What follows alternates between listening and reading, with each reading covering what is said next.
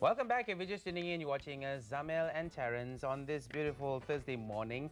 All of us all decked in batik, which I really like. In batik. Yeah, that's right. Mine looks like disco batik. I like this. Mine disco is batik. Retro. Retro batik. Well, anyway, we've got some friends on Facebook here just joined us. Thank you, Xiang Mei Mandy. She's posted, Mandy. Hi, hello on 2. May I know what's the topic we'll be talking about on Thursday? Well, that's today. And we're talking about money. That's a right. good topic, really. Yes. I like money. How we should have integrity with money in terms of us being the lender as well as the borrower of money. And we have none other than Murshidah Said, beautiful in green today. Green with envy or green with money? I like the color, yes. Thank you. Hi, good morning. Next time when she wears this, then, you know, we talk about money, we should cue the song. Money, money, money, money. Yeah, how appropriate, yeah? Yes.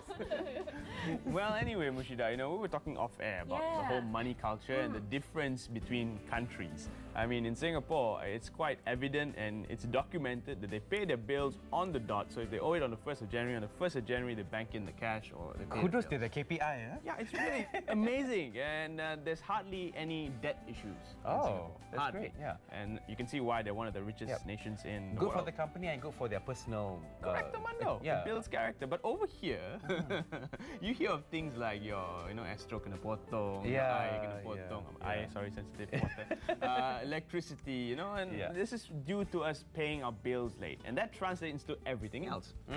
So why is it, you know, when you mentioned that you wanted to talk about this, integrity with money, what do you mean by that? Yes, you know, okay, what is integrity? Integrity is being honest, it is sticking to certain principles, moral, ethical issues that are in line with universal principles, not just relating to a certain country or certain religion or certain culture. It goes across the board, everybody. When we talk about integrity or when we talk about honesty, right, it's universal. Every culture wants everyone, all of us to do good, right? Yes. So when we have integrity, we are actually abiding by these universal principles. Now, what is having integrity with money, right? Now, when people talk about having integrity with money, always they talk about, oh yeah, you know, you want to earn an honest living, right? So you must have integrity. Don't cheat your company, don't cheat people, don't steal from people. These are the normal mindset of a lot of people when it comes to integrity with money. But I also like to address today, and because recently, you know, there's a lot of comments on Facebook and sharing of some unhappiness. For me, it's not only online, but it's also offline, right? Because people do come to me for coaching and counseling, and when we relate back, it has some parts of it has got to do with money. And I'd like to address about the integrity of the exchanging, giving and receiving money, you know, because money is actually an energy, right? When you do something, you work, you want to be paid. You know, it's an exchange of energy. If it's not money, it is something else, maybe in terms of barter trade or something like that. It is still an exchange, right? So having integrity with money in terms of receiving and exchanging, what I notice is a lot of people, they receive a lot of dissatisfaction and unhappiness, stress, and a lot of issues with money is because of the problem of debt, right?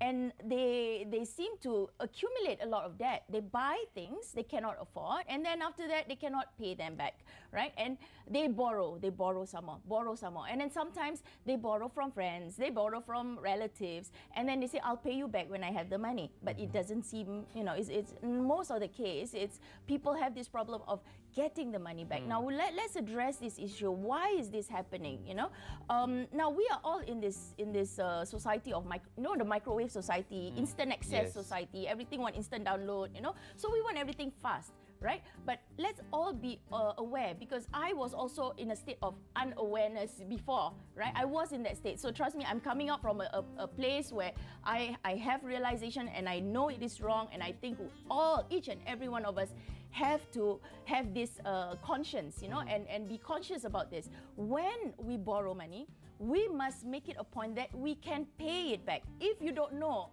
like if it's like atas angin, no, some Malay say atas angin. Oh, okay, I'll pay you back when I have the money. But you don't know when you'll have the money, right? When that happens, right, make sure that when you borrow, it is with a sincere intention to pay back. right? And if you cannot pay back, you make sure you call the other person and say, I'm having challenges in paying back. Can we extend the time? Or can we stagger the payments or something like that? And that is the responsibility of the debtor, right? The person who owes the money.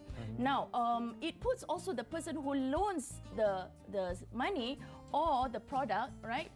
In a very difficult position, because sometimes they lend the money expecting it to be back because, okay, I'll pay it back at a certain time, but they never seem to receive it. Yeah. So they'll have to make the effort of calling and asking back, and it actually drains that energy from the creditor to ask back the product or the money that is due to them. And what I also notice, and this is not just myself, I also receive a lot of feedback on this, is that people do work, maybe in terms of for another company, or they use stuff, or they buy products and then they never pay, right?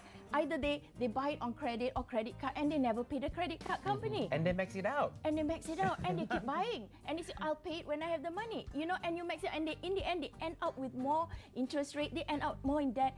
And let's have this realization, right, for all of us. If we cannot afford something, do not accumulate. Right? Do not be a society where we are just focused on materialism. You know, of course, all of us, we want to look good, we want to impress people. But when if we do not have the money, the intention is basically just egoistic. It is not something that you cannot afford it, but you just get it for what purpose? You're just keeping up with the Joneses. Exactly, keeping up with the Joneses. And then if somebody works for you, you know, even in Islam, our Prophet says that the person who works for you, before the sweat on the person dries, you have to pay them. You know, it is that important, and that what keeps an economy going. But when you withhold payment, there is that blockage of energy.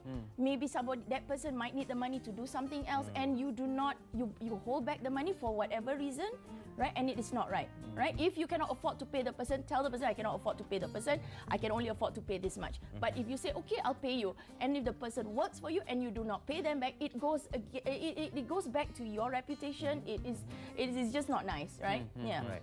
Yeah, some people actually don't really care, and they assume that everyone is going to forget about the debt. In the long run, they disappear, you know, they go out of sight. But they're never out of mind, and for the person that's lent them the money, they're obviously not out of pocket. The buku 35 is definitely going to be there. Exactly. The name's in there, it's in there for life. Yeah. So what do creditors need to do, really, to try and, you know, gauge the situation before they lend the money? Is there any way they can do that? Yeah, I mean, professional lending institutions, they have that, right? Correct. Now, Yeah, people who are not professional, like us, right? People like, you know, with your friends and all that, you know.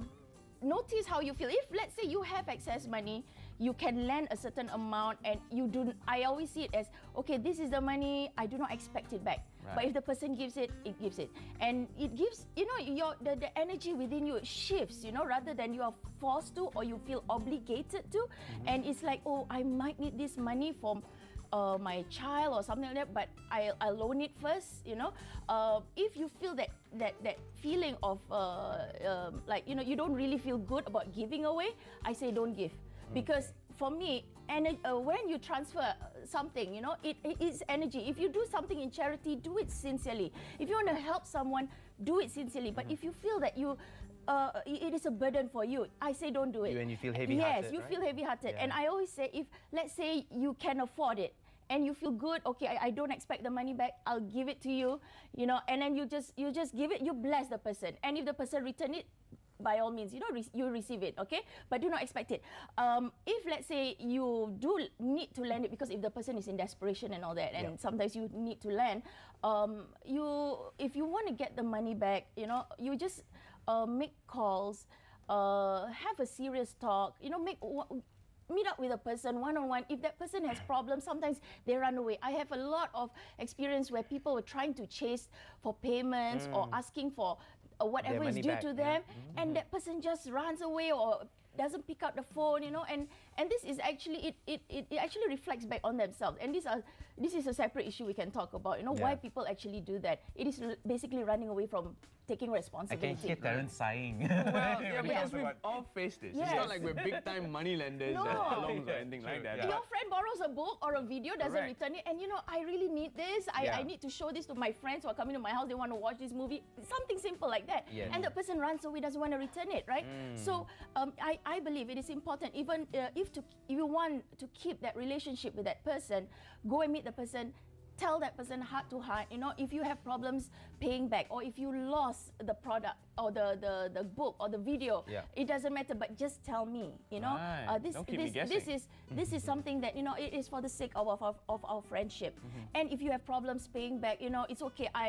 Whenever you are ready, you pay me back. But if, let's say, we really need the money, we ask for something, you know, I need like $20, 20 ringgit or something, you know, just for this. Can you just give that back first? You be honest with it.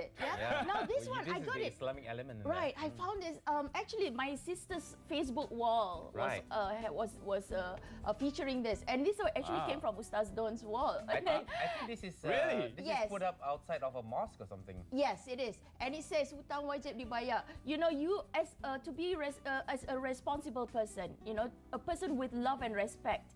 When you borrow something, you return it. It is taking responsibility. And when you don't take responsibility, this is an indication. You know, if people are calling you and you're not, you do not take responsibility and return the call or tell the person what is the truth, you are running away from responsibility, and it reflects in all areas of your life. Right. You can see it creates an imbalance. You may think like, what has my money has got to do with my family or my relationships and all that? It has. If you do that to other people, you will also realize that you do that to your company. You also do that to your clients. You also do that to your family. You run away from responsibility whenever there is a challenge, you know, or something that is due. You do not want to face it. You just run away from it, right? One thing that really irks me, especially friends lah, if they know that they cannot pay one lump sum, and you still friends, and you know where each other live. Right? Exactly. You can never run away, right? Yeah. Plus there's Facebook today. I mean, we know if you bought a new dress, or if you bought a new shirt, you flouted it. Puppies to take care of. So you go like, oh, that's where my money went. Exactly. You know, but and you know, I mean, since you're friends, right? Why not pay in installment? Exactly. Just pay little by little. At least you've made it. You're showing, you're showing that you make an effort, right? And that's one way to keep the relationship also, you know, by being honest. And we understand that, you know, sometimes you get angry. Oh, how can you lose my stuff when I lend it to you, you know, in full trust? Sometimes you do get angry. But when a person is honest and is truly sorry, you know, as normal human beings, you tend to forgive. You get angry for a while, but after that, you say, okay lah, you know, I'll let it pass. Or no, man, when you have the money, you buy me a new one, or something like that, you know. And the worst is if you represent an organization. You know, sometimes, this is very sad to say, because sometimes, let's say a supplier has worked for you, and it's really unprofessional when the supplier has to call and say, look, it's over 30 days, or what is the agreed time of payment? When am I going to get my money? And they have to go to the office and all that. And, you know, people will try to push the number around and say, oh, the account is not here. They push responsibility. And they do not address it. So this is something that applies to even organizations. And watch it, because how you are is how you are in every other aspects of your life. I always say this to my students. How you do anything is how you do everything. If you can borrow books from your friends and not return it, watch yourself in your company as well. Do you avoid taking calls when you are put in a position of discomfort? You know, like people asking for payment from the company. It's not even your money, but you shift responsibility. You do not want to take responsibility. It applies in all areas. And this is what makes, you know, a lot of energy blockages. And if we want to succeed, if we want to move up to the next level, if we want to be a society full of integrity, full of good moral values, and to succeed in all areas of your life, simple things like this, lah. You know, just watch ourselves, and we correct ourselves. You know, when you correct yourself, everything else around you is corrected. And personal experience, man. Yeah, I know. And I also realized that you're speaking from personal experience. Yes, and you also wanted to highlight the fact that the more money that you borrow and you don't pay back, your life will be less likely to be more positive, right? I deal with a lot of people who have a lot of stress and broken relationships. I help them heal, forgive, and all that. And a lot of that energy blockage or stress comes from debts, right? So we have to trace back, forgive why this happened, and it is all not only from childhood. It's a lot of conditioning, you know. It's a lot of belief system. So that has to be reprogrammed. So for all of us, let's take responsibility of our lives. Let's have full integrity, and let's do something to improve ourselves in the now, so that our future will change. Thank you so much, Murshidah, for being here and talking to us about the green money that may not seem so green when you don't get it back. Thank you so much once again for being here on the show. Money and integrity is what we're talking about. And we're going to be moving along with our next topic, which you can call in and talk about as well. If you are affected by hill slope developments, one way or another, if you see a construction coming up near your residential property and you are concerned, you should be calling us or talking to us on Facebook about this. 03-222-9062 or 3043 are our digits. You can also look us up on Twitter. The hashtag is HelloOn2. And we're going to talk about this company, CIDB, or this organization. They have established an expert standing committee on slope safety right after this break.